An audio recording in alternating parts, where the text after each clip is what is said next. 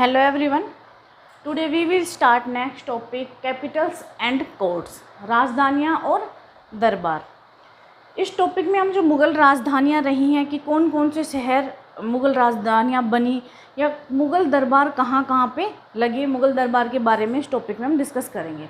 तो first of all इसमें है कैपिटल सिटीज़, राजधानियाँ नगर या राजधानियाँ शहर। ठीक है, तो फर्स्ट इसमें देखेंगे the heart of the Mughal empire was its capital city, कि मुग़ल एम्पायर का, मुग़ल साम्राज्य का हर्ट कौन है, जो मुग़ल कैपिटल होती थी, जो या मुग़ल राजधानियाँ शहर थे वो। ठीक है, कोई भी हम एम्पायर पढ़ते हैं उसका हर्ट कौन होता है, कैपिटल, जो उसकी राजधानी होती है, क्योंकि कैपिटल कुछ डिफरेंट होती है बाकी शहरों से, उसकी इम्पोर्टेंस जो होती है वो सबसे ज़्यादा होती है। ठीक है, दूसरा हम देखेंगे कि जैसा हम पढ़ते आए हैं कि 1526 से मुग़ल एम्पायर हमारा स्टार्ट हुआ था, वहाँ से लेकर और मेन जो शासक हुए हैं उनके बारे में पढ़ेंगे कि उन्होंने कौन सी अपनी राजधानियाँ बनाई। ठीक है, तो इसमें फ़र्स्ट ऑफ ऑल समझने की बात यह है कि 16 और 17 सेंचुरी में आके जो मुग़ल कैपिटल्स थी वो बहुत ही तेज़ी से ट्रांसफ़र्ड होने लगी, हस्तांतरित होने लगी, एक जगह से दूसरी जगह शासक राजधानियों को बदलने लगे। ठीक है, तो इसमें देखते हैं first, Babur took over the Lodhi capital of Agra, कि बाबर ने जो लोधी कैपिटल थी आगरा उसको जीत लिया था कब, 1526 में।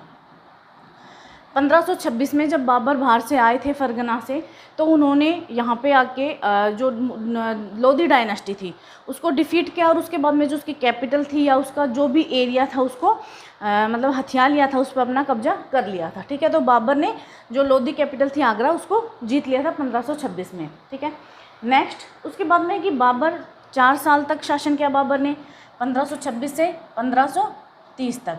इन 4 सालों में जो कैपिटल है वो तो आगरा ही रही थी बाबर की, बट आप देखोगे कि जो मुग़ल कोर्ट्स थे वो अलग अलग जगह पे लगाए जाते रहे हैं। जहाँ भी किसी भी एरिया में अगर बाबर गए हुए हैं तो जो मुग़ल दरबार था वहीं पे उन्होंने दरबार लगा लेते थे। 4 सालों में ऐसा नहीं है कि जो मुग़ल दरबार था, मुग़ल कोर्ट, वो कैपिटल आगरा में ही लगाया गया। ठीक है, नेक्स्ट है इसमें Humayun shifted the Mughal capital to Delhi, और उसके बाद में जब 1530 के बाद में 1530 के बाद में हुमायूं राजा बने तो हुमायूं ने अपनी जो कैपिटल थी कहाँ पे शिफ्ट कर ली, आगरा से दिल्ली। ठीक है, 1530 में हुमायूं ने अपनी राजधानी आगरा से दिल्ली ट्रांसफ़र कर ली, दिल्ली में शिफ्ट कर लिए। और हुमायूं के टाइम पीरियड के बीच में जो हम सूर डायनेस्टी के बारे में पढ़ते हैं तो सूर डायनेस्टी की कैपिटल भी कहाँ पे थी, दिल्ली में ही थी।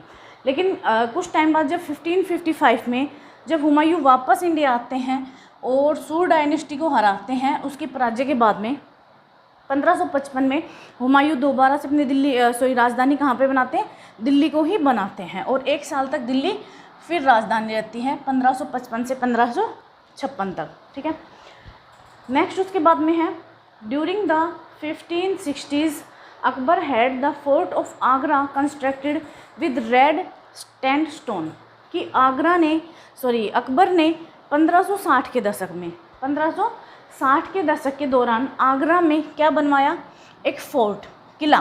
ठीक है, एक किला बनवाया जिसको हम आगरा के किले के नाम से जानते हैं। कौन से पत्थर से, रेड सैंडस्टोन, जो लाल बलुआ पत्थर होते हैं उनसे आगरा का किला बनवाया। किसने, अकबर ने बनवाया। ठीक है, इस टाइप के जो क्वेश्चन हैं वो 1 मार्क्स में ज़्यादा पूछे जाते हैं कि आगरा का किला किसने बनवाया, कब बनवाया, और आगरा का किला कौन से पत्थर से बनाया गया है। तो 1560 के दशक में अकबर ने कौन सा, आगरे का किला बनवाया आगरा में, कौन से पत्थर से, जो लाल बलुआ पत्थर था उससे। ठीक है, और इसके बाद देखेंगे जब हम ये पढ़ रहे हैं कि अकबर ने यहाँ पे किला बनवाया, किस लिए, ताकि वहाँ पे मुग़ल दरबार लगाया जा सके। तो जो हुमायूं के टाइम पीरियड में कैपिटल दिल्ली थी 1556 तक, वहीं अकबर के टाइम पीरियड में जब अकबर शासन बना तो उसने अपनी राजधानी किसको बनाया, दोबारा से आगरा को। ठीक है, फर्स्ट हम पढ़ रहे हैं बाबर के टाइम में आगरा है, हुमायूं के टाइम में दिल्ली हो गई है, और फिर से अकबर के टाइम में फिर आगरा शिफ्ट हो गए हैं। ठीक है, तो जो अकबर है उसने राजधानी आगरा को बनाया। नेक्स्ट है in 1570s Akbar decided to build a new capital Fatehpur Sikri, और 1570 में का जो दशक था उसमें आके अकबर ने क्या डिसाइड किया कि वो एक नई राजधानी बनाएगा, किसको, फतेहपुर सीकरी को, ठीक है। और फतेहपुर सीकरी को कब राजधानी बनाया गया, 1571 में, एग्जैक्ट 1571 में, 1571 में अकबर ने अपनी राजधानी कहाँ शिफ्ट की, आगरा से फतेहपुर सीकरी, ठीक है। उस टाइम में आप देखोगे फतेहपुर जो सीकरी था, फतेहपुर सीकरी एक इम्पोर्टेंट साइट थी। क्यों? क्योंकि कहीं ना कहीं जो अजमेर जाने वाला जो रोड था, सीधी जो सड़क थी, ये इसके मतलब उससे होके जाती थी। अजमेर को जाने वाली जो सड़क थी वो फतेहपुर सीकरी से होकर जाती थी और फतेहपुर सीकरी उसके सेंटर में स्थित था, ठीक है। और उस टाइम पीरियड में अजमेर जो था वो एक इम्पोर्टेंस, अब देखोगे एक बहुत ही महत्वपूर्ण जो तीर्थ स्थल था उसके रूप में फेमस हो चुका था, ठीक है।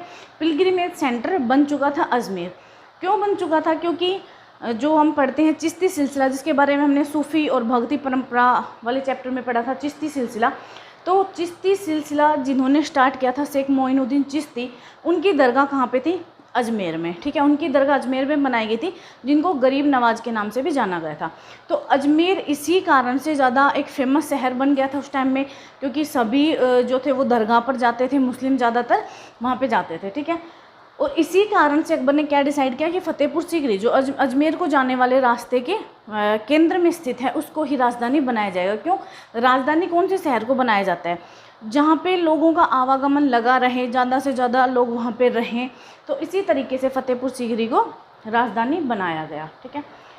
इसमें हम देखेंगे कि जो मुग़ल शासक थे उनका कहीं ना कहीं एक क्लोज रिलेशन था सूफ़ी ऑफ द चिश्ती से। जो चिश्ती संप्रदाय के जो संत थे उनसे इनका क्लोज रिलेशन था। और इसी कारण अकबर ने जब फतेहपुर सीकरी को अपनी राजधानी बनाया तो वहाँ पे उन्होंने शेख सलीम चिश्ती का जो मकबरा था वहाँ पे फतेहपुर सीकरी में बनवाया दे। Akbar commenced the construction of a white marble tomb for Shaikh Salim Chishti next to the Jumma mosques eight Sikri, ठीक है। तो अकबर ने जो शेख सलीम चिश्ती थे उनका टॉम था, जो उनका आप कह सकते हो उनका जो मकबरा था, उसको कहाँ पे बनाया? सीकरी में जो जुम्मा मस्जिद था, ठीक है, जुम्मा मॉस्क्यू है, उसी के बगल में, उसके साइड में इन्होंने शेख सलीम चिश्ती का वाइट मार्बल से, ठीक है, वाइट मार्बल यानी सफ़ेद संगमरमर से उनका मकबरा बनाने के आदेश दिए या उसको बनवाया, ठीक है। और शेख सलीम चिश्ती के नाम पे ही देखोगे अकबर का जो बेटा था उसका नाम रखा गया था सलीम, जिसको बाद में जहांगीर के नाम से जो फेमस हुए, ठीक है। नेक्स्ट है the Buland Darwaza was built to commemorate the Gujarat victory of the Mughals. और बुलंद दरवाज़ा, ठीक है, जो एक विशाल आप प्रवेश द्वार जिसको कह सकते हो, गेटवे, जो फतेहपुर सीकरी में ही बनाया गया था, जो बुलंद दरवाज़ा है उसको कब बनाया गया? गुजरात विक्ट्री, जब मुग़लों ने गुजरात को जीता था तो उसकी याद में, ठीक है, उसके उपलक्ष्य में, उसकी जीत के उपलक्ष्य में इसको बनाया गया बुलंद दरवाजे को। और ये बनाया कब गया?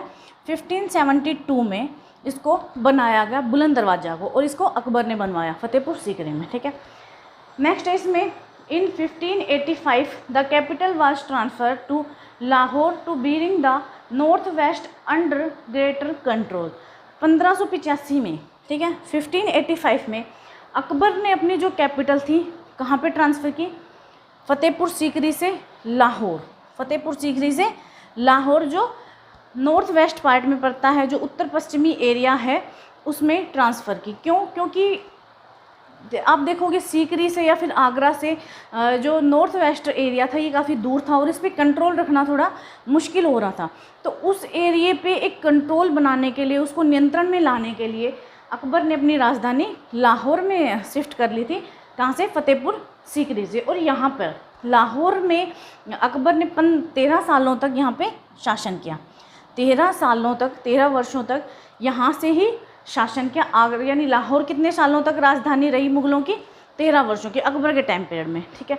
उसके बाद 1598 से यानी 85 से और 98 तक ये कैपिटल रहे लाहौर। उसके बाद में अकबर दोबारा से 1598 से वापस कहाँ पे आ गए? आगरा, ठीक है, वापस से आगरा आ गए थे। नेक्स्ट है इसमें in 1648 Shah Jahan shifted the capital from Agra to Shahjahanabad. और लास्ट में 1648 1648 में शाहजहाँ ने अपनी राजधानी आगरा से कहाँ शिफ्ट कर ली, शाहजहानाबाद, जो कहाँ पड़ती है, दिल्ली में, ठीक है, दिल्ली में पड़ती है शाहजहानाबाद। और शाहजहानाबाद जो शहर था वो शाहजहाँ ने ही बसाया था, शाहजहाँ का ही बनाया हुआ एक नया शहर था, जिसमें आप देख सकते हो रेड फोर्ट, लाल किला, चांदनी चौक, ठीक है, जामा मस्जिद जैसी बहुत ही मतलब सुंदर सुंदर बिल्डिंगें हैं जो उस टाइम में बनाई गई थी। और प्रेजेंट डे शाहजहानाबाद को हम पुरानी दिल्ली के नाम से भी जानते हैं। और इस शहर को शाहजहाँ ने बसाया था और अपनी राजधानी 1648 में शाहजहानाबाद शिफ्ट कर ली थी, ठीक है। और उसके बाद में आप देखोगे औरंगजेब के टाइम पीरियड में ही जो मुग़ल कैपिटल रही वो दिल्ली ही रही थी। दूसरा इसमें है कि जो शाहजहानाबाद का चांदनी चौक है उसका डिज़ाइन जो शाहजहाँ की आप कह सकते हो जो बेटी थी, पुत्री जहाँआरा, ठीक है, जहाँआरा, उसी ने डिज़ाइन किया था चांदनी चौक का डिज़ाइन। तो ये हो गई आपकी मुग़ल कैपिटल जो टाइम टीम के साथ में चेंज होती रही थी। जैसे अकबर के हम रिवीजन कर लेते हैं इसका, बाबर के टाइम में आगरा रही, हुमायूं के टाइम पे दिल्ली रही, अकबर के टाइम पे दोबारा आगरा रही, आगरा से फतेहपुर सीकरी रही, फतेहपुर सीकरी से लाहौर रही और लाहौर से फिर आगरा शिफ्ट किया। यानी अकबर ने 4 बार राजधानियों को ट्रांसफ़र किया इधर से उधर, ठीक है। उसके बाद में अकबर के बाद जहांगीर की भी राजधानी आगरा ही रही थी। उसके बाद शाहजहाँ की जो राजधानी थी वो आगरा से उन्होंने दिल्ली शिफ्ट की, शाहजहानाबाद। और औरंगजेब के टाइम पीरियड पे भी राजधानी जो थी वो दिल्ली ही रही थी। तो ये हो गई आपकी कैपिटल सिटी। हमारा मुग़ल कोर्ट, मुग़ल दरबार। तो इसमें हम देखेंगे कि मुग़ल दरबार या मुग़ल कोर्ट में ऐसी कौन कौन सी चीज़ें थी जिनकी इंपॉर्टेंस ज़्यादा थी और ऐसी कौन सी चीज़ें थी जो वहाँ करना ज़रूरी था, अनिवार्य था, ठीक है। तो फर्स्ट इसमें देखेंगे हम थ्रोन, कि कोई भी दरबार होता है वहाँ सबसे इम्पोर्टेंट चीज़ कौन सी होती है, थ्रोन या तख्त, जिसको कहा गया है, यानी राजा का सिंहासन, जिसको राज सिंहासन कहा गया है। तो ये सबसे इम्पोर्टेंट चीज़ थी और सबसे एक पहली प्राथमिकता भी थी कि जो राजा का सिंहासन है वो इतना भव्य और इतना सुंदर होना चाहिए कि सभी लोग इसको देखते रहें। दूसरा है कि जैसा हमने पढ़ा कि जो मुग़ल शासक थे वो अपने आप को ये ऐसा दिखाते थे कि वो भगवान की तरफ से शासन कर रहे हैं, गॉड का जो ऑर्डर है उसके थ्रू यहाँ पे शासन कर रहे हैं। तो कहीं ना कहीं लोगों की नज़रों में जो राजा थे, राजा बनते हैं, वो एक भगवान का ही अवतार या उनका ही एक रूप होते हैं। तो लोगों का क्या मानना था कि जो थ्रोन है या फिर जो राज सिंहासन है वो उसको एक पिलर या एक पोल के रूप में देखते थे, जिसके ऊपर पृथ्वी का जो पूरा आप कह सकते हो भार है वो उसी तख्त पे या उस राज सिंहासन पे टिका हुआ है, ठीक है। क्यों? क्योंकि उनका क्या मानना था, राजा है वो किसके प्रतिनिधि हैं, गॉड के। और गॉड ने जो पूरा भार है या पूरा जो काम संभालने का जो जिम्मा है वो किसको सौंपा है, राजा को। तो थ्रोन को वो एक ऐसे पिलर के रूप में देखते थे जिस पर पृथ्वी की एक धुरी टिकी हुई है, जिस पे पृथ्वी का वजन टिका हुआ है, ठीक है। तो ये हो गया थ्रोन। नेक्स्ट है the canopy, a symbol of kingship, की जो छतरी है, ठीक है, इसको बोलते हैं छतरी या चंदवा, ठीक है, जो एक राजतंत्र का प्रतीक होती है। वो कहीं ना कहीं राजा को ऐसे रूप में उसको दिखाया गया है कि वो जो सूर्य की चमक है उसको और राजा की चमक से अलग करती है। यानी राजा का अपना ही एक प्रकाश है, एक चमक है, वो इतने मतलब भव्य हैं कि वो एक अलग ही प्रतिनिधि के रूप में हमारे सामने प्रस्तुत हैं। तो ठीक है, the canopy a symbol of kingship. Next है इसमें in the court status was determined by special proximity to the king. और कोर्ट जो दरबारी स्टेटस था लोगों का, वो किस चीज़ से पता चलता था कि राजा के पास में उनकी स्थिति कौन सी है, किस पोजीशन में, किस पद पर वो लोग बैठे हुए हैं।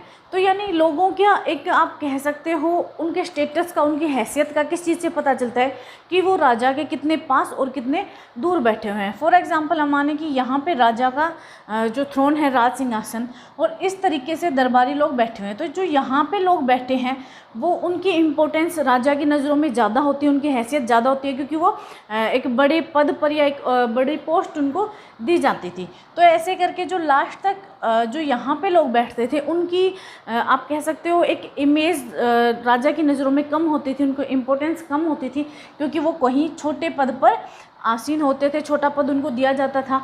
तो इस तरीके से राजा के जो जितना निकट बैठता था वो उतने ही उनकी इम्पोर्टेंस ज़्यादा होती थी। ठीक है, नेक्स्ट है इसमें once the emperor sat on the throne, जब एक बार राजा है वो सिंहासन पर बैठ जाते थे, no one was permitted to move from his position और टू लिव विदाउट परमिशन।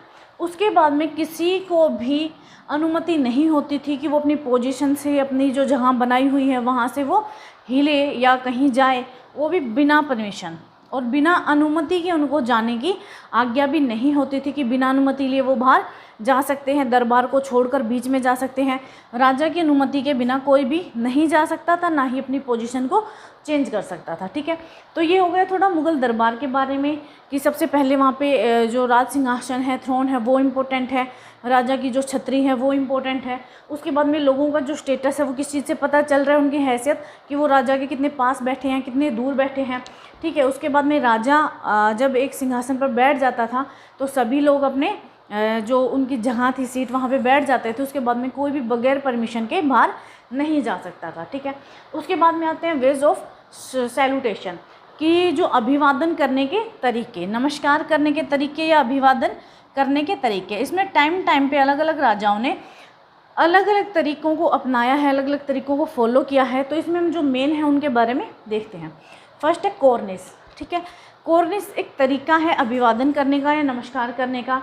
तो इसमें क्या करते हैं, in which the courtiers place the palm of his hand against his forehead and bent his head. कि इसमें जो कॉर्निस जिसको बोला गया है, इसमें क्या करते थे, जो दरबारी लोग हैं वो अपने हैंड को, अपनी हथेली को इस तरीके से झुका के और अपने सिर को झुका के इस तरीके से राजा के सामने नमस्कार सकते हैं। जैसे एग्जांपल में आप देख सकते हो, मैं आपको करके बताती हूँ कि इस तरीके से अपनी हथेली को रखते और सर को ऐसे झुका के और इस तरीके से नमस्कार सर पर लगाकर किया जाता था। इस पोजीशन को क्या कहते हैं, इसको कॉर्निस कहा गया है। ठीक है, नेक्स्ट है इसमें चार तस्लीम।